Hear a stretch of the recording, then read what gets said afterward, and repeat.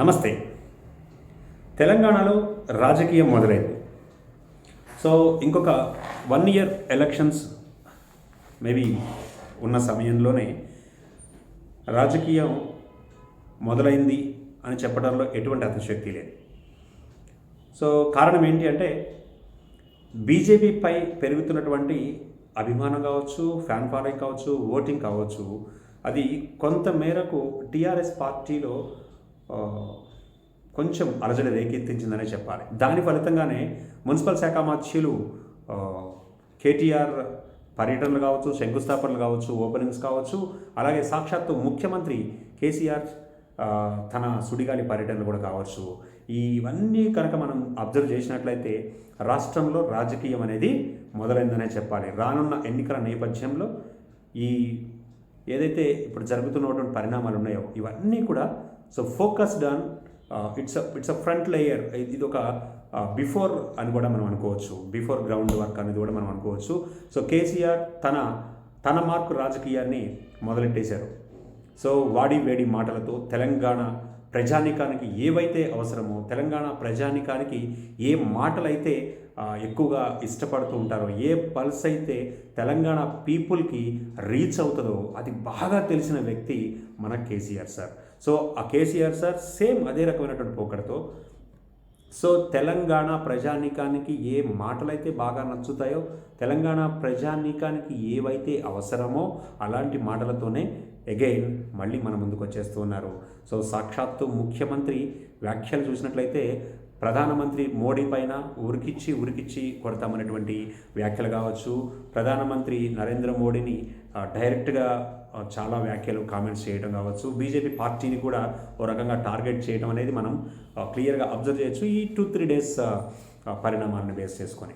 So ఇక మనం just ఒక్కసారి సో కేసీఆర్ ఏమన్నారు, ప్రధానమంత్రి మోడీ ఏమన్నారు, సో ఇలాంటి మాటలన్నీ ఒక్కసారి పక్కకు పెడితే యాజ్ అ కామన్ పీపుల్ మనం ఒక్కటి ఆలోచించి చూసినట్లయితే కనుక సో నెక్స్ట్ ఎలక్షన్స్ ఎప్పుడు జరుగుతాయి, అసలు కేసీఆర్ ఈ పర్యటనల వెనుక, ఈ శంకుస్థాపనల వెనుక, అలాగే ఈ బహిరంగ సభలలో మాటల వెనుక అసలు ఆంతర్యం ఏంటి, అలాగే what about Congress situation and what about BJP party.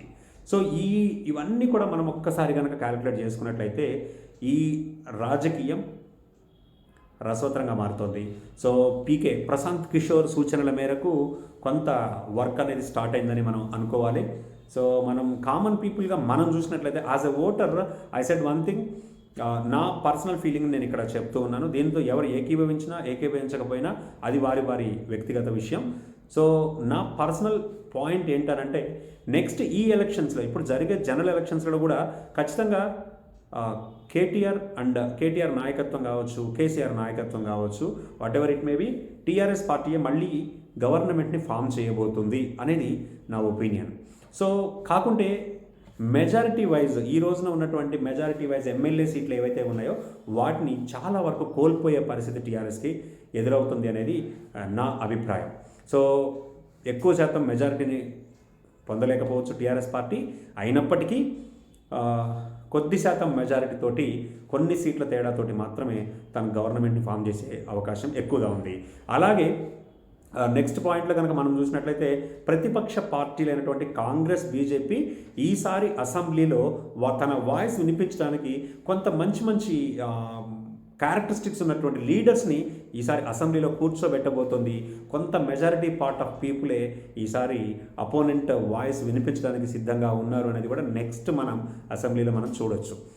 So ఇవంతా కూడా ఇప్పుడు మనం చూసినట్లయితే టీఆర్ఎస్ పార్టీలో ఒక కొత్త ఉత్సాహాన్ని నింపినారు కేసీఆర్ అండ్ కేటీఆర్. సో చాలా వరకు మనం అబ్జర్వ్ చేసినట్లయితే రేపు రానున్నటువంటి 9 స్టేట్స్ ఎలక్షన్స్తో పాటు తెలంగాణ ఎలక్షన్స్ కూడా ఉండబోతాయా అనేది కొంచెం ఆలోచించాల్సిన విషయం. ఇఫ్ ఇన్ కేస్ ఒకవేళ ఎలక్షన్స్ జరిగితే ఎలాంటి పరిణామాలు ఉంటాయి అని అంటే కూడా కేటీఆర్ అండ్ తన గ్యాంగ్ ఏదైతే ఉందో ఈ కేటీఆర్ అండ్ గ్యాంగ్ అంతా కూడా ఇక్కడ ఎమ్మెల్యే కాన్స్టిట్యున్సీలో ఉంటే, ఎమ్మెల్యేలుగా కంటెస్ట్ చేయబోతూ ఉంటే జాతీయ రాజకీయాల్లోకి కేసీఆర్ వెళ్ళబోతున్నారా, ప్రజెంట్ ఉన్నటువంటి చాలా సీనియర్ మంత్రివర్గం కావచ్చు, కేసీఆర్ కోటరీగా చెప్పబడుతున్నటువంటి నాయకులుగా, ముఖ్య నాయకులు కావచ్చు, వీళ్ళంతా ఎంపీ స్థానంలో పోటీ చేయబోతున్నారా అంటే మ్యాక్సిమం అవును అనే అనిపిస్తోంది. నా అభిప్రాయంలో మాత్రం ఖచ్చితంగా కేసీఆర్ అండ్ టీమ్ పార్లమెంట్ ఎంపీగా అంటే జాతీయ రాజకీయాల్లోకి వెళ్ళబోతూ ఉంటే KTR and coterie, KTR and followers, KTR and coterie, తన యొక్క సభ్యులు ఎవరైతే ఉన్నారో కేటీఆర్కి సంబంధించిన సభ్యులతో కలిసి కేటీఆర్ ముఖ్యమంత్రిగా ప్రమాణ స్వీకారం చేయబోతూ ఉన్నారు అనేది it's my opinion. As a senior journalist కొంత ఈ అనాలిసిస్ కనుక మనం అబ్జర్వ్ చేసి చూసినట్లయితే డెఫినెట్గా జరుగుతుంది. ఇక కమింగ్ టు ద పాయింట్, మనం నెక్స్ట్ అపోనెంట్ పార్టీస్కి వచ్చినట్లయితే రేవంత్ రెడ్డి సారథ్యంలో కాంగ్రెస్ పార్టీ కొంతమేరకు గ్రౌండ్ లెవెల్లో పుంజుకుందనే చెప్పాలి. రేపు వచ్చే ఎలక్షన్స్లలో కూడా కొంత మేరకు కాంగ్రెస్ పార్టీ అనేది సీట్లు అనేది తీసుకోబోతుంది అనేది నా ఒపీనియన్. అదేంటి కంప్లీట్గా ఖతమైపోయినటువంటి పార్టీ ఎలా సీట్లు వస్తాయి సార్ అని చెప్పేసి మీరు నన్ను క్వశ్చన్ చేయొచ్చు లేదా కామెంట్ పెట్టవచ్చు. కానీ ఒకటే థింగ్ ఏంటంటే ఒక్కసారి మనం ఆలోచించుదాం. ప్రధానమంత్రి నరేంద్ర మోడీ వ్యాఖ్యల ప్రకారం తెలంగాణ రావడానికి అసలు కారణం ఎవరు అని అంటే కాంగ్రెస్ పార్టీ అనేది బీజేపీ చెప్పకనే చెప్పింది. సో ఇక్కడ అగైనెస్ట్ వార్ బీజేపీ ఎవరిని అపోనెంట్గా ట్రీట్ చేయబడుతోంది అని అంటే ఇక్కడ కాంగ్రెస్ పార్టీనే. సో ఈ కోషిస్లో కనుక మనం చూసినట్లయితే, ఈ వ్యాఖ్యలను బట్టి కనుక మనం చూసినట్లయితే కొంతమేరకు తెలంగాణలో కాంగ్రెస్ కొంతమేరకు ఓటింగ్ పర్సంటేజ్ ఉంది. సో ఆ సెంటిమెంటల్గా ఏదైతే సాంప్రదాయ ఓటింగ్ ఉందో ఆ ఓటింగ్ తోటి కొంత వ్యతిరేకవాదులు, టీఆర్ఎస్ వ్యతిరేకవాదులు కావచ్చు, బీజేపీ వ్యతిరేకవాదులు కావచ్చు, ఖచ్చితంగా వేరే ఆల్టర్నేట్ లేదు. టీఆర్ఎస్ పార్టీని, బీజేపీ పార్టీని కాదని కాంగ్రెస్ పార్టీకి ఓటింగ్ పర్సంటేజ్ పెరిగే అవకాశం కూడా లేకపోలేదు.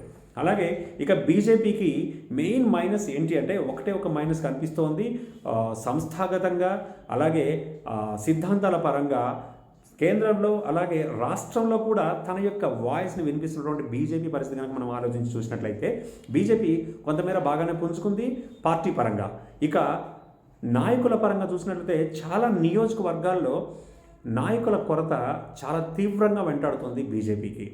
సరైనటువంటి నాయకులు కంటెస్ట్ చేయడానికి కూడా లేనటువంటి పరిస్థితుల్లో బీజేపీ పార్టీ ఉంది.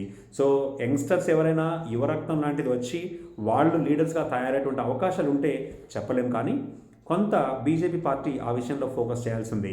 సో కాంగ్రెస్ పార్టీ అయితే ఇదే గ్రౌండ్ లెవెల్ని కొంచెం పెంచుకుంటూ కొంచెం ముందుకు వెళితే Congress party and BJP party రెండూ కూడా ఆల్మోస్ట్ ప్రతిపక్ష పార్టీ హోదాలతోటి అసెంబ్లీలోకి ఎంటర్ అయ్యే అవకాశం మాత్రం ఖచ్చితంగా కనిపించబోతుంది.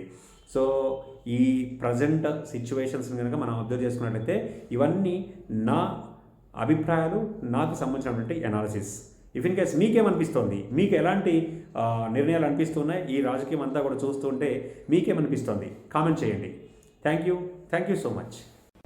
ఈ వీడియో మీకు నచ్చినట్లయితే లైక్ చేయండి, షేర్ చేయండి, సబ్స్క్రైబ్ చేయండి.